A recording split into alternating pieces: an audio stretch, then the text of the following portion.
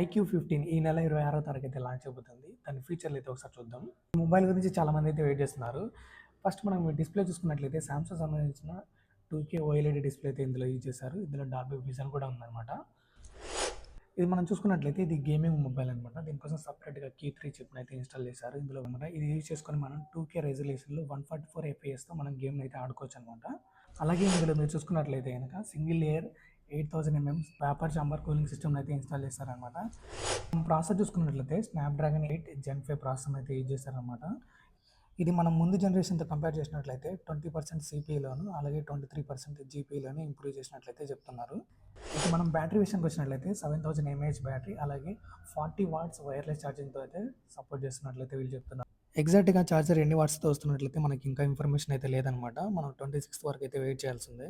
ఇంకా మనం చూసుకున్నట్లయితే IP68 అండ్ 69 వాటర్ రెసిస్టెంట్తో అలాగే ఈ మొబైల్ అయితే డ్యూయల్ స్పీకర్స్ అయితే వస్తుందన్నమాట. ఇంకా ఫైనల్గా కెమెరా అనమాట. ఇది మనకి ఇంపార్టెంట్.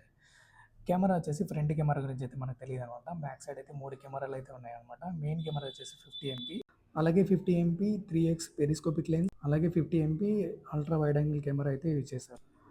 ఐ థింక్ ఈ వీడియో మీకు నచ్చింది అనుకుంటా. నచ్చితే లైక్ చేయ బ్రో.